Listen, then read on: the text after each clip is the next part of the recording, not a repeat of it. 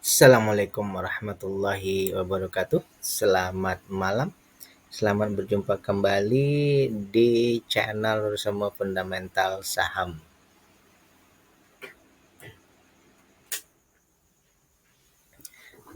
Hari ini tanggal 20 Agustus 2025.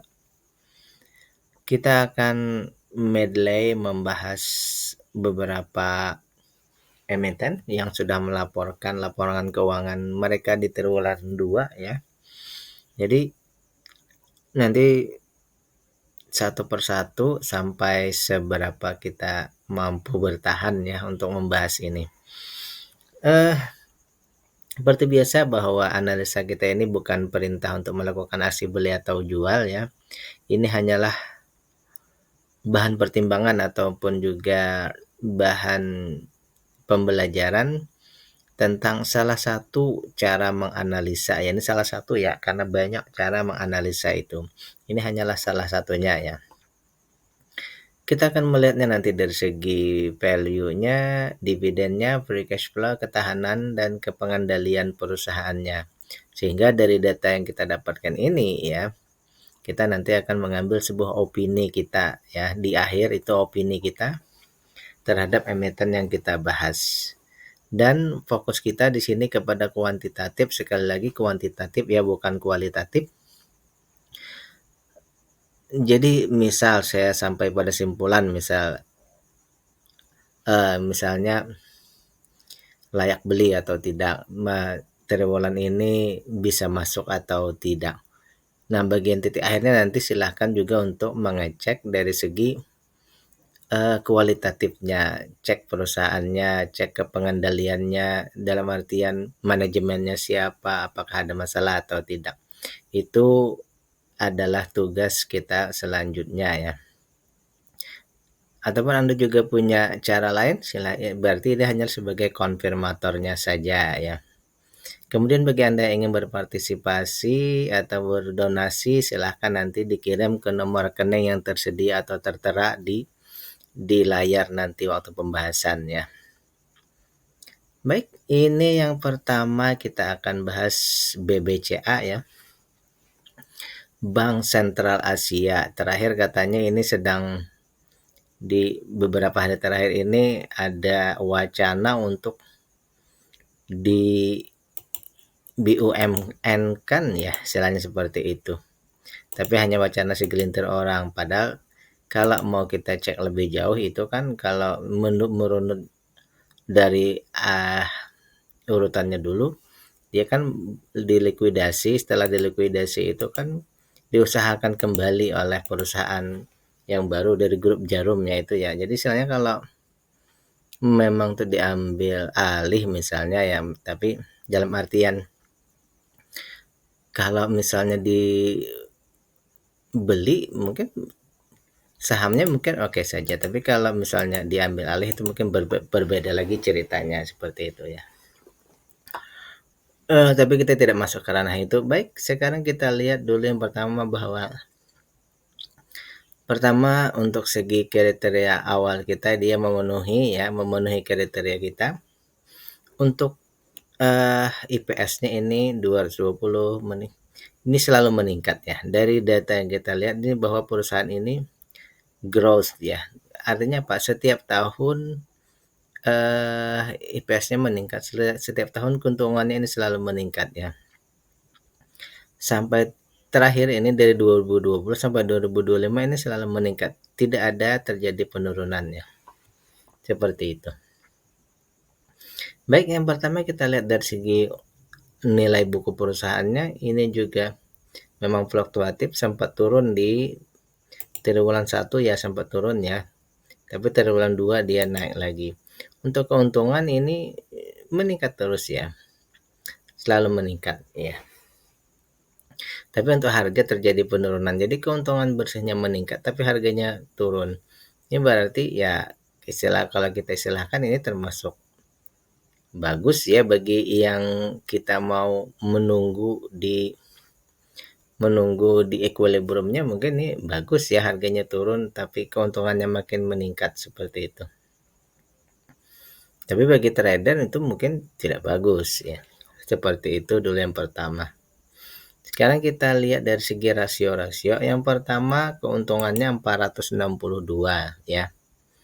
Sementara nilai perusahaannya 2122, setara dengan 21%. Berarti kategori perusahaannya ini seperti biasa ini adalah fast grower atau untungnya besar. Target kita di 2,5 tidak kita masukkan, sekarang dia di 3,95 ya. Nah, jadi tapi ini tidak jadi patokan, yang kita jadikan patokannya di sini valuasinya ya. Untuk valuasinya ini ya maksimal beli kita kan di 4 ribuan, ya 4.622. Itu valuasi wajarnya. Sekarang di 8375. Berarti di sini kita tidak dapat diskon ya. Malah kita harus menambah modal 81%.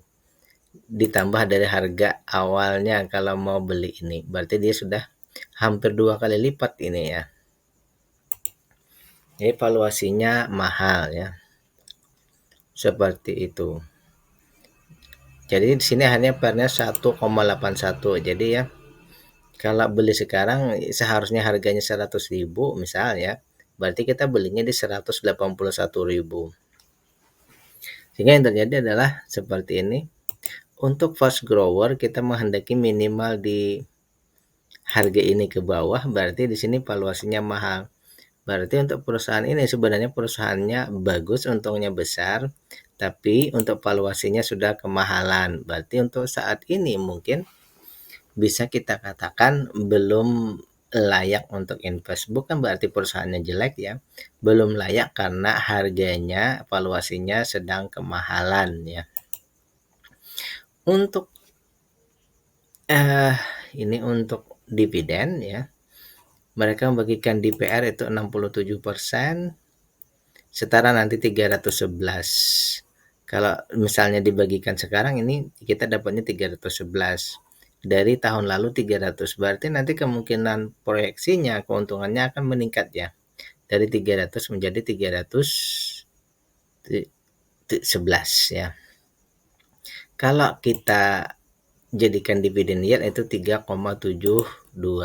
Jadi sebenarnya di sini dividen PO ratio-nya besar tapi dividennya kecil.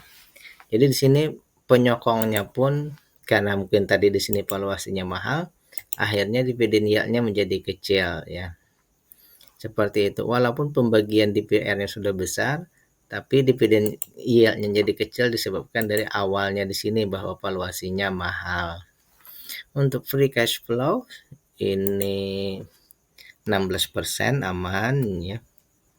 Aset lancar 0, hutang berbunga 0, kemudian dana pihak ketiga ini 475%, hampir 5 kali, ini sangat bagus ya. Dalam artian bahwa mereka ya dapat kepercayaan dari pihak ketiga untuk menanamkan atau menyimpan uang mereka. Jadi seperti itu. Untuk free float ini sebenarnya untuk perusahaan swasta ini sudah besar 42% ya. Tapi karena dikasihnya hanya juga 42%, berarti 42%-nya aman-aman saja ya, seperti itu. Baik, kita ambil sementara di sini ya. Dalam artian bukan kesimpulannya, ini opini kita bahwa untuk saat ini belum saatnya untuk invest, bukan berarti perusahaannya tidak baik, tapi karena memang sudah dihargai mahal. Yang kesulitan kita nanti kalau harganya turun ya. Kalau misalnya harganya turun, kita akan ikut tergerus dulu ya di harga. Oleh karena itu berarti di sini kita ambil bukan simpulannya, opini ya. Menunggu harga membaik. Baiknya kemana? Jadi di sini ya, minimal di turunnya ke 4622. Misal kita ubah di sini 4620 misal ya. Maka dividennya pun mengikut jadi besar di 6,75. Jadi di sini ya, kalau dari segi data yang seperti ini berarti kita menunggu valuasinya turun ya, dalam artian harganya turun ke valuasi wajar. Tapi karena di sini dia naik terus ya, misal pun dia ke valuasinya wajar, tetap kita menunggu dulu terjadi bounce back dulu, terjadi penurunan dulu baru kita ikut naik. Seperti itu untuk Bank BCA ya. Yang kedua ini Boba Formosa Ingredient Factory ya. Jadi perusahaan ini secara sepintas begini tadi, bahwa semuanya memenuhi kriteria ya. Kemudian di sini dari segi nilai perusahaan ini fluktuatif ya, naik-naik kemudian turun ya. 34, 37, 40, 37. Untuk keuntungan bersih ini muter-muter di situ aja ya, 14,9 sampai 15, 13, 13,9, 14. Ya, berarti di sini keuntungannya naik turun dikit saja ya. Berarti kita ambil seperti ini ya. Turun, naik, naik. Ya, ini naik yang kedua berarti ya. Baik, untuk segi harga tadi 183 lancar. Sekarang kita lihat dulu hasilnya ya. Keuntungan bersihnya 14, nilai bukunya 137 setara dengan 10%. 10% dekat 11 ya. Berarti dia termasuk keuntungannya standar ya. Keuntungannya standar saja ya, tidak besar, bahkan dia ini dekat-dekat sih dengan keuntungan kecil ya. Kalau di bawah 10 saya mengkategorikan kecil. Ini berarti sudah masuk kriteria stalwarts, untung sedang, tetapi dia istilahnya dekat-dekat dengan untung kecil. Selanjutnya kita lihat lagi, kalau begitu target di 2,5 bisa kita trigger. Sekarang baru 1,33, berarti dia di valuasi yang wajar. Tinggal kita bandingkan harga sekarang 183. IPS-nya kalau kita kalikan 10 berarti 147, anggaplah 148 ya. Berarti harga sekarang sudah di atas dari harga target ya, harga maksimal beli ya. Oleh karena itu kita tidak dapat diskon lagi ya, tapi kita harus menambah modal 24% apabila beli ini ya. Yang seharusnya misalnya barang harga 100.000, berarti kita belinya 124.000. Dari data yang kita dapat seperti ini, pertama berarti bahwa untuk investasi di saat ini menurut data kita ini belum layak ya, belum layak invest karena valuasinya kemahalan. Dividend payout ratio-nya ini kita cek dulu ya.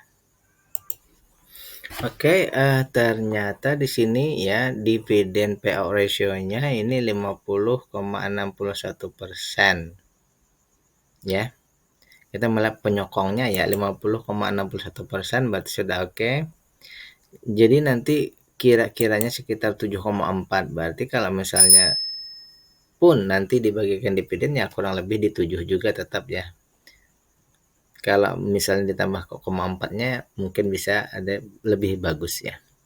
Kemudian untuk dividen yield-nya dari 50,61 ini nanti proyeksi kita di triwulan 2 ini berarti dividennya ini 4,09. Berarti di bawah dari 5 ya. Berarti dia belum memenuhi kriteria kita. Oleh karena itu dari data ini kurang lebih data di Bank BCA tadi ya. Tapi dia di fast grower, ini di stalwart, bahwa untuk stalwart ini minimal di sini kita menghendaki dia di valuasi murah ya, di sekitar 118. Berarti ini masih jauh lagi ya. Kemudian dividennya juga tidak mendukung ya, atau bukan tidak mendukung, belum ya. Emiten sudah bagus membagikan 50%, tetapi karena tadi dia termasuk valuasi mahal, akhirnya tetap dividennya jadi terlihat kecil. Untuk ketahanan perusahaan free cash flow-nya oke, 14. Aset lancarnya hampir 2,5 kali, nggak ada hutang berbunga hanya 17. Free float-nya 16. Oke. Jadi ketahanan perusahaan dan pengendaliannya ini oke, tidak ada masalah ya. Ketahanan perusahaan dan pengendalian ini tidak ada masalah.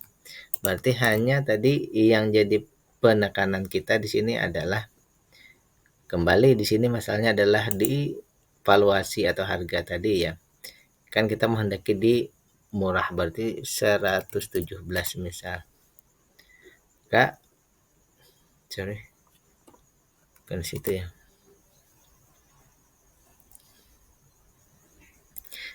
Maka misalnya tadi di sini kan valuasinya mahal, di sini 148 ya, tapi kita kejarnya di sini 118, ke 117.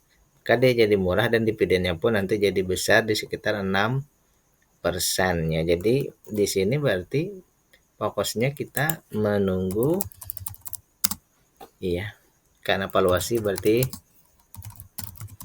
ini hanya menunggu harganya yang turun ya.